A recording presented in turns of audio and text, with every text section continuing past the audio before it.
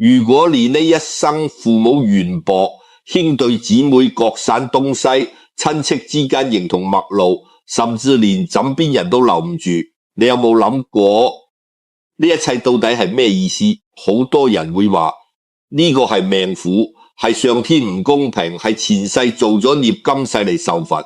但我今日要同你講一個完全相反嘅答案。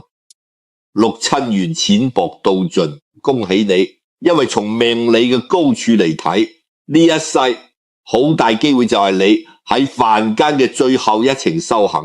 你唔係被懲罰，你係被揀選，你唔係命苦，你係即將畢業。聽落好似好遠，但你內心睇落去，我會從幾個層面一步一步幫你拆解，點解六親緣淺反而係一種天大嘅恩賜。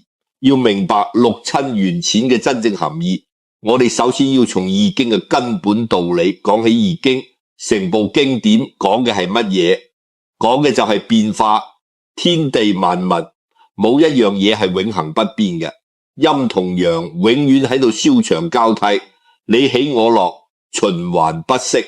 呢個道理放喺人嘅一生入面，就係話你嘅際遇、你嘅關係、你嘅福禍，全部都唔係靜止嘅，全部都係流動嘅。而放喺更大嘅維度，靈魂嘅輪迴入面，一樣係呢個道理。每一世嘅投胎轉世都係一次陰陽嘅轉換，一次能量嘅重新分配。你今世同邊個做親人，同邊個做夫妻，同邊個做仇人，全部都唔係隨機嘅，全部都係前世因果嘅延續。喺八字命理入面，一個人嘅命格由年月日時四柱組成，而呢四柱入面藏住咗你同六親嘅所有關係。年柱代表祖上同父母，月柱代表兄弟姊妹同長輩，日柱代表自己同配偶，時柱代表子女同晚輩。命格入面嘅正印、偏印代表你同母親嘅緣分，正財、偏財代表你同父親嘅關係，比肩劫財代表兄弟朋友，食神傷官代表子女後代，正官七煞代表丈夫或者管束你嘅人。呢啲六親星喺命格入面嘅強弱旺衰，直接決定咗你同對應嘅親人之間緣分到底有幾深幾淺。有啲人嘅命格入面六親星旺盛有力，又得到其他五行嘅生助，咁呢個人天生就親緣深厚，身邊嘅家人一個個都同佢關係密切，有人疼，有人愛，有人幫。但有啲人嘅命格入面六親星受克受制，或者力量虛弱，甚至根本就唔見蹤影。咁呢個人今世就注定六親緣薄，父母照顧唔到佢，兄弟姊妹幫唔到佢，配偶留唔住，子女靠唔埋。表面上睇呢個係命差，但你深入去理解命理嘅底層邏輯，你就會發現事實完全唔係咁。命格係乜嘢？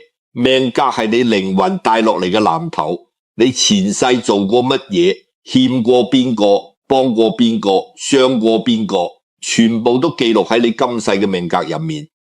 六親星旺嘅人係因為佢同呢啲親人之間仲有未了嘅因果，仲有未還清嘅債，仲有未解開嘅結，所以今世要繼續相聚，繼續糾纏，繼續喺親情嘅愛恨交織入面完成上一世未完嘅功課。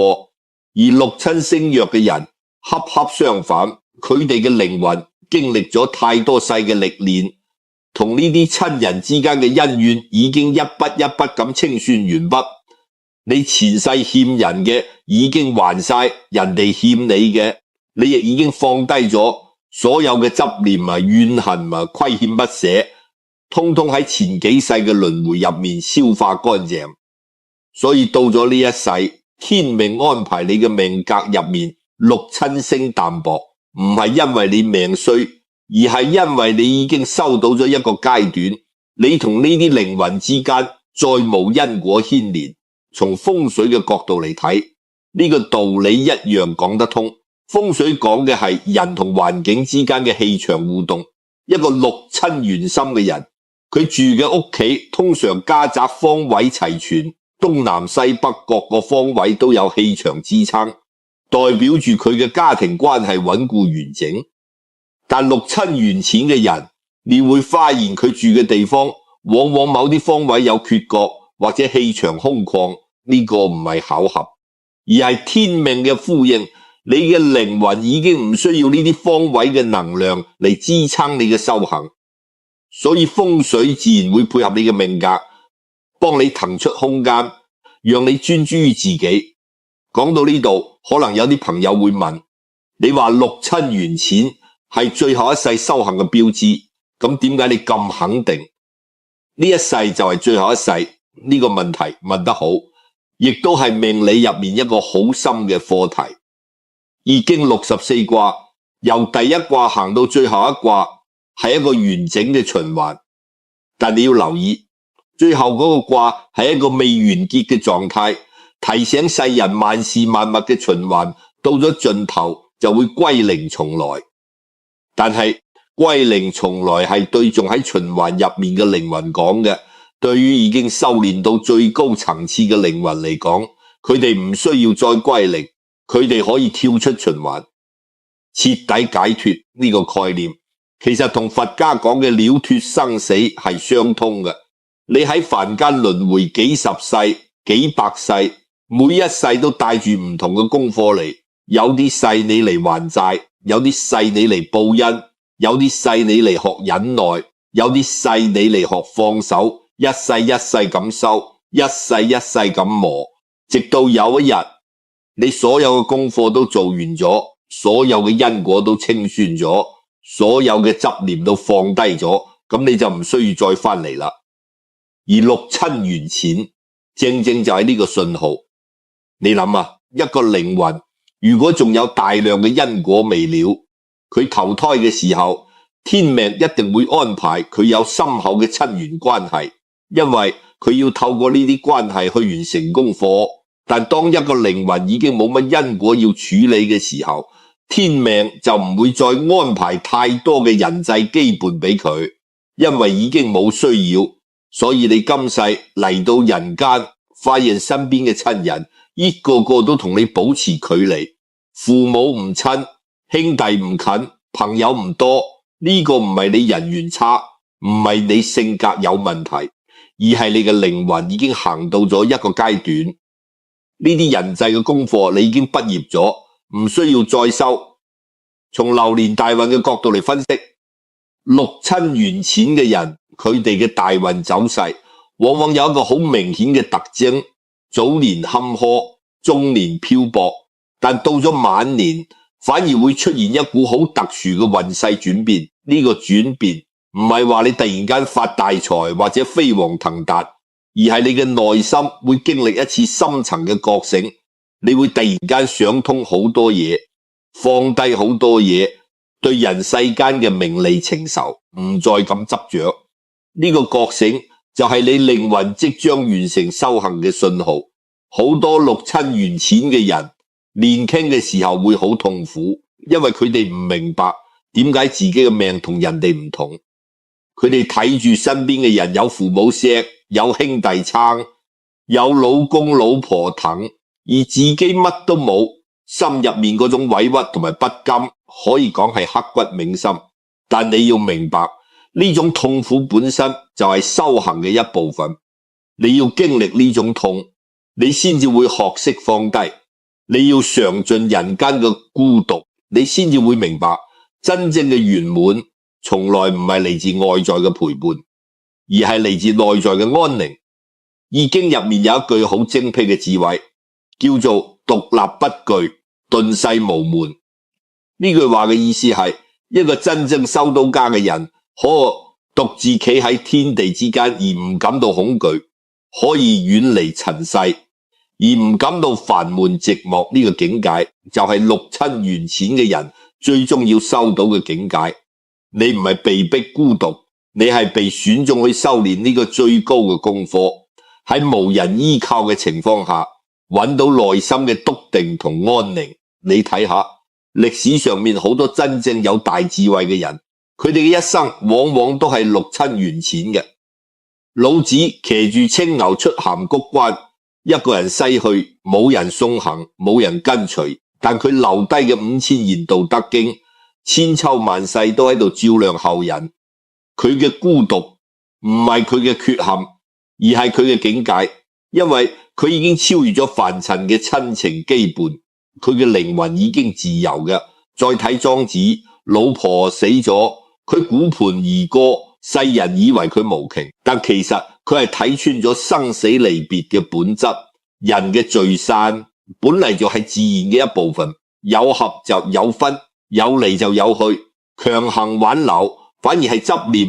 莊子嘅六親緣淺唔係佢冇感情，而係佢嘅感情已經升華到咗一個更高嘅層次，佢唔再被俗世嘅愛恨捆綁。你可能會話嗰啲係聖賢，我只係一個普通人，點同佢哋比？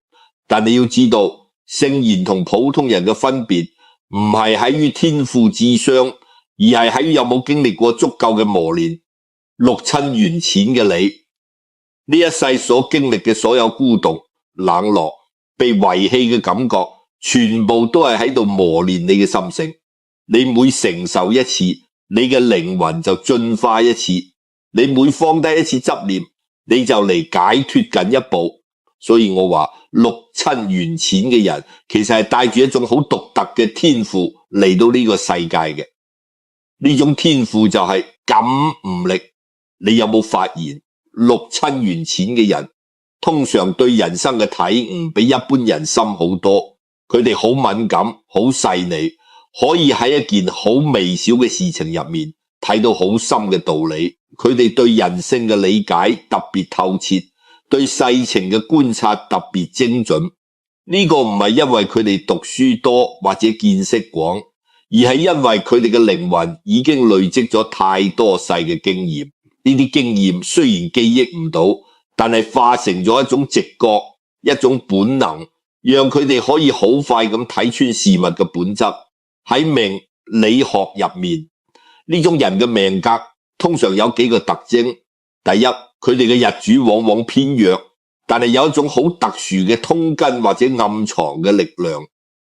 呢個代表住佢哋表面上睇起嚟孤立無援，但內在有一股好強嘅生命力。第二，佢哋嘅命格入面往往會見到華蓋星。華蓋星係乜嘢？華蓋主孤高，主清雅，主獨處，主靈性。命帶華蓋嘅人，天生就同宗教、哲學、玄學有緣，容易接觸到更高維度嘅智慧。第三，呢啲人嘅命格入面，食傷星或者煙星，往往有一方面特別突出，代表佢哋要麼創造力極強，要麼悟性極高，係屬於靈魂層次比較高嘅存在。不過我要喺度提醒一點，六親緣淺嘅修行之路絕對唔係一帆風順嘅，恰恰相反，呢條路可能係所有修行入面最艱難嘅一條，因為你要面對嘅敵人唔係外在嘅困難，而係你內心嘅執念。你明明知道呢啲親人同你緣分淺，但你心底入面仲係會渴望被愛，渴望被接納，渴望有人喺你身邊。呢種渴望係人之常情，但亦都正正係你最後要放低嘅執念。呢度我想講一個真實嘅案例。我認識一位阿姐，今年60幾歲，住喺觀塘。佢細個嘅時候被過繼俾親戚養大，同親生父母嘅關係一直好疏離。長大之後結婚，老公喺佢40歲嗰年走咗，2個仔女讀完書就移民，一年到頭都唔會打幾個電話翻嚟。佢一個人住喺觀塘一個舊樓單位，日日對住4面牆。前幾年佢嚟揾人睇命嘅時候，眼圈通紅咁問，係咪我前世做咗乜業先至呢一世咁命苦？師傅幫佢批完八字之後，同佢講，你唔係命苦啊，你係收到尾啦。你命格入面嘅六親星全部都弱，但你嘅日主坐下面有一粒暗藏嘅正印星。呢粒星好微弱，但係佢一直都喺度。呢個代表乜嘢？代表你嘅靈魂深處一直有一股力量喺度撐住你。呢個力量唔係嚟自任何人，係嚟自你自己。你前世嘅所有恩怨已經清咗，你呢一世嘅孤獨唔係懲罰，係天命俾你嘅最後一個考驗。你能唔能夠喺無人愛嘅情況下學識愛自己？你過咗呢一關就圓滿收官啦。呢位阿姐聽完之後沉默咗好耐，後嚟佢慢慢轉變咗，唔再成日怨天怨地，開始學太極、學書法，去社區做義工。佢話以前覺得自己係全世界最慘嘅人，而家先知道原來孤獨唔係懲罰，係一份禮物。佢學識咗一個人食飯唔覺得淒涼，一個人行街唔覺得寂寞，一個人過年唔覺得傷感。佢話呢種感覺好奇妙，好似心入面有一盞燈着咗，唔再需要外面嘅光嚟照亮自己。呢個就係六親緣淺嘅人最終會行到嘅狀態。你由最初嘅痛苦、不解、怨恨，慢慢行到接納、理解、放低，最後到達一種內在嘅安寧同自足。呢個過程就係你最後一世嘅修行功課。咁到底六親緣淺嘅人呢一世應該點樣去善用呢個修行嘅機緣呢？第一件事就係停止同命運對抗。好多六親緣淺嘅人花咗大半生嘅精力去試圖改變自己嘅親緣關係，佢哋拼命討好父母，希望得到認可，佢哋委屈自己遷就配偶，希望維繫婚姻，佢哋犧牲一切去培養子女，希望努力有人照顧，但結果往往係越努力越失望。因為你要明白呢啲關係嘅深淺係天命定落嘅，你人為嘅努力可以略為改善，但冇辦法從根本上改變。呢個唔係叫你放棄所有嘅人際關係，而係叫你放低嗰份執念同期望，你可以善在身邊嘅人，但唔好期待佢哋一定要以同等嘅方式回報你。你做你應該做嘅，但唔好執住結果。易經入面講無咎，唔係話冇過錯，而係話冇牽掛、冇遺憾。你做咗你能做嘅，結果點樣就交俾天意，咁就係無咎。第二件事就係學識同孤獨共處。呢個世界上面大部分人都怕孤獨，佢哋要有人陪先至敢食飯，要有人傾先至瞓得着，要有人讚先至覺得自己有家錢。但呢種依賴本身就係一種未修到家嘅表現。真正嘅修行人可以喺獨處入面揾到無窮嘅安寧同力量。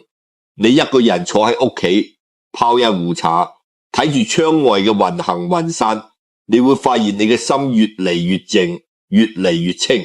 呢種靜同清就係你靈魂最需要嘅養分。世間嘅喧嘩熱鬧表面上好似好充實，但實質上係喺消耗你嘅能量，而獨處嘅安靜先至係真正喺度幫你充電。易經講靜嘅智慧講得好精妙，山喺嗰度唔喐，但係萬物都圍繞住佢生長。水喺嗰度靜止嘅時候清澈見底，可以照見萬物。一個人嘅心靜落嚟嘅時候，佢就可以照見自己嘅本心，睇到自己真正需要嘅係乜嘢。六親緣淺嘅人天生被安排喺一個相對安靜嘅環境入面，呢個係多大嘅恩賜，你知唔知？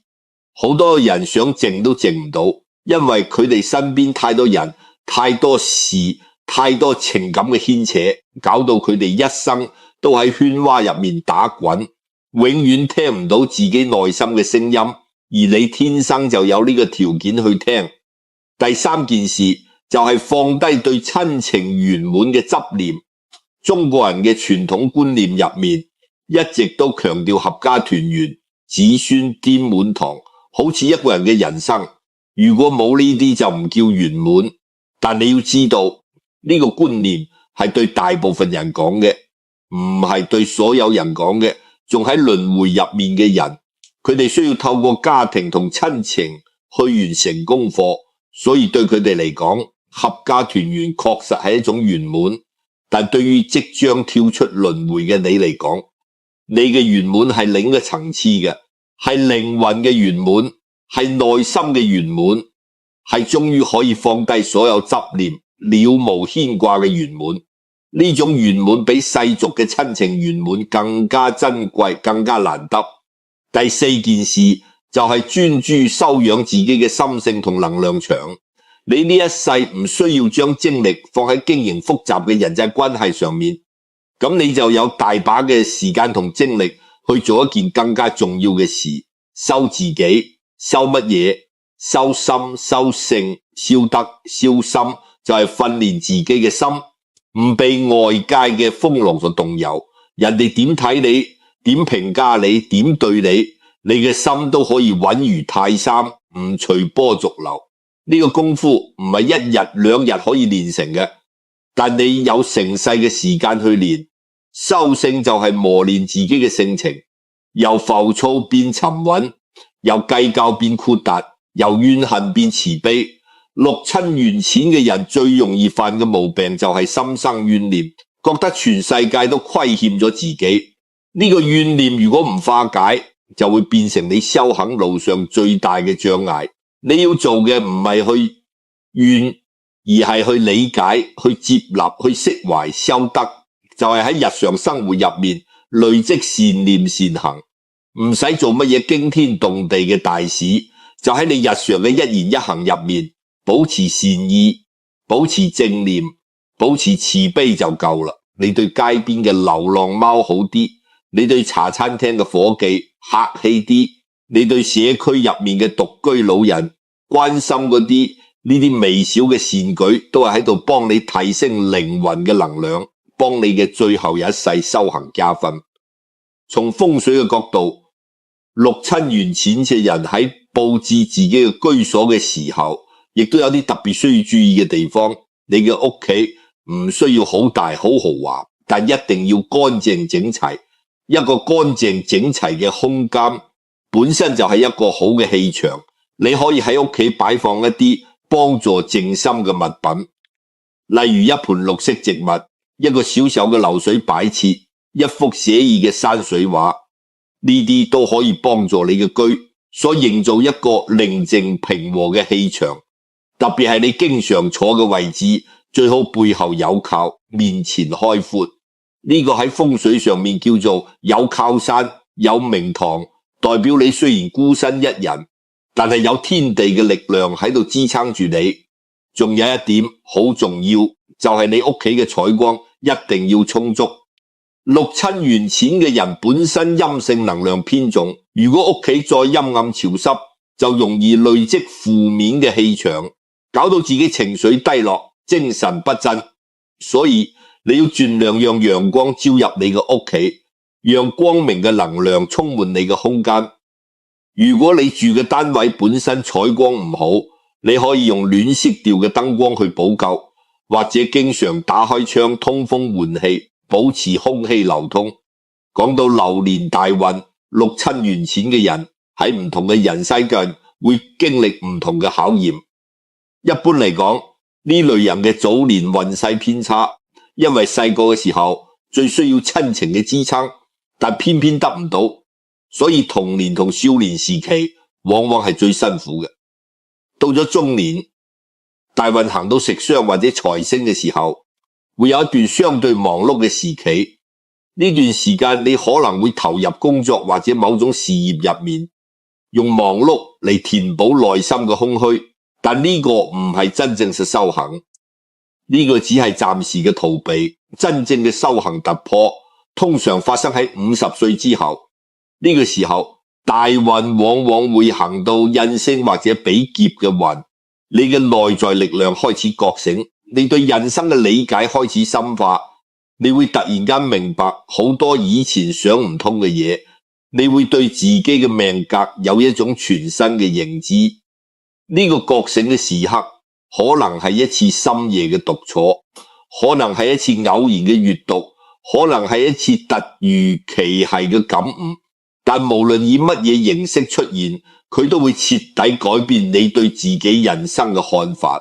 你會從點解我咁命苦嘅受害者心態轉變為原來我係被揀選嘅覺悟者心態？呢個轉變一旦發生，你嘅整個人生就會唔同晒。你唔再覺得自己係被拋棄嘅人，你知道自己係即將畢業嘅靈魂，你唔再羨慕人哋嘅合家團圓，你感恩自己嘅清靜自在，你唔再覺得孤獨係一種痛苦，你體會到孤獨係一種奢侈品。呢個世界上面有幾多人一生都喺人之關係嘅漩渦入面打滾，被親情捆綁，被人情拖累，被責任壓垮，佢哋想靜唔到，想獨處唔到，想做自己做唔到。而你天生就擁有呢份自由，你冇人情嘅債要還，冇親情嘅局要做，冇社交嘅戲要演，你可以完全真正咁做自己。呢份自由係幾多人求都求唔到嘅。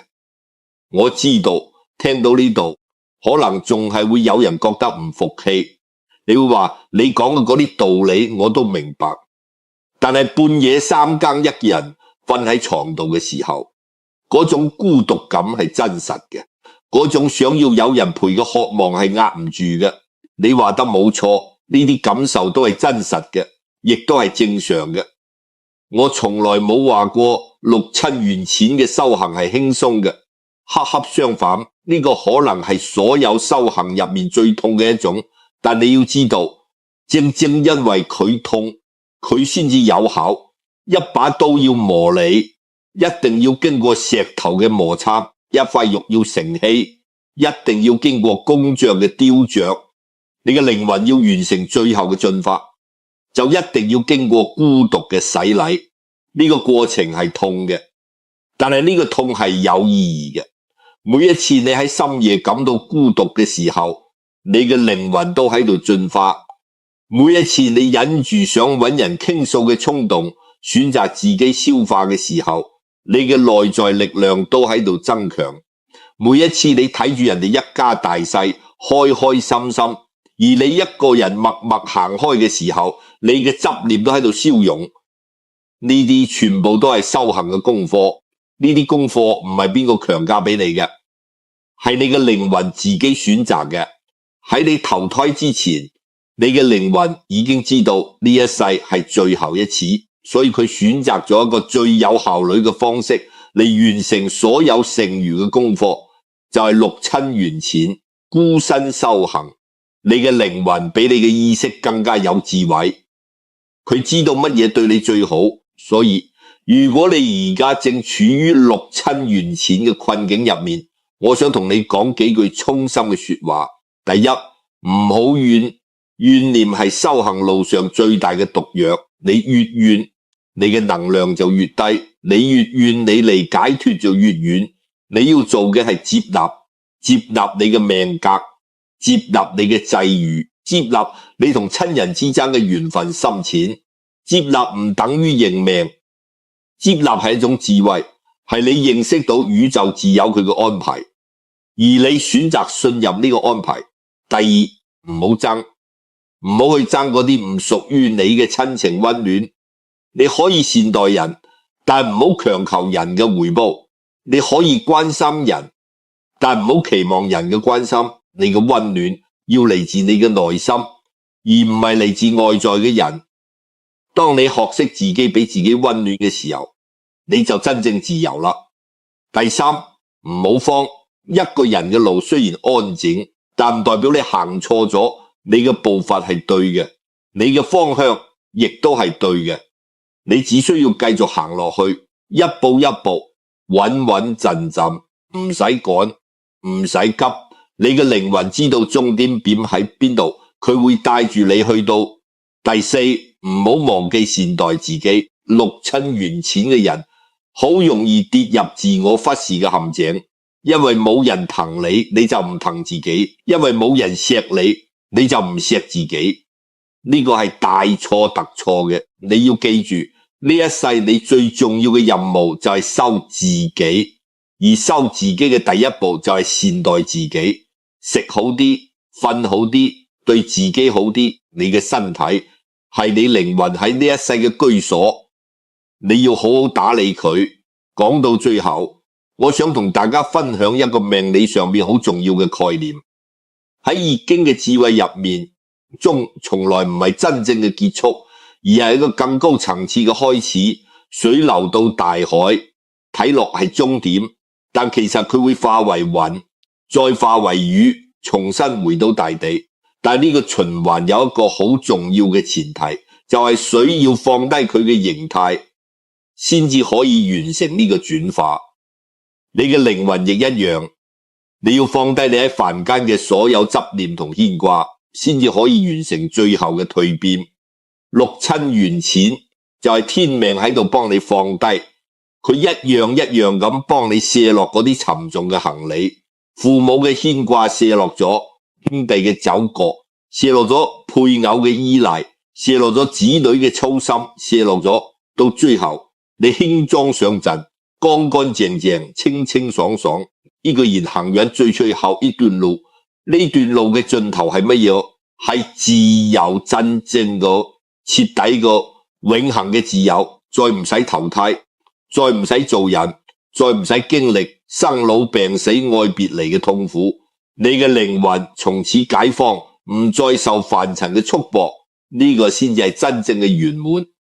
所以各位六親緣淺嘅朋友，呢一世你經歷嘅所有孤獨，所有冷漠，所有被疏離嘅痛苦，都唔係白費嘅。呢啲全部都係你畢業考試嘅試題，你一題一題咁答，一關一關咁過。等你全部答完，全部過晒嘅時候，你就可以笑住離場。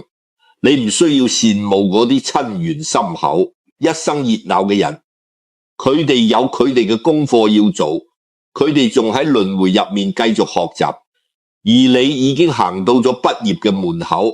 佢哋嘅熱鬧背後係仲未解開嘅因果，你嘅冷清背後係即將解脫嘅自由。邊個先至係真正嘅幸運兒？你心入面應該有答案。往後嘅日子，無論你身邊有冇人陪，無論逢年過節你係一個人定係一群人，你都要記住，你嘅孤獨係有期限嘅。呢一世度完就再無孤獨可言。你要做嘅就係好好珍惜呢最後一程凡間嘅修行時光，認認真真對待每一日，清清醒醒面對每一個考驗，坦坦蕩蕩走完每一步路。你嘅靈魂早已經準備好啦，佢等咗好多世，終於等到你最後一世。呢一世嘅孤獨係佢送俾你最後嘅禮物，收下佢，善用佢，然後微笑住同呢個凡間講再見。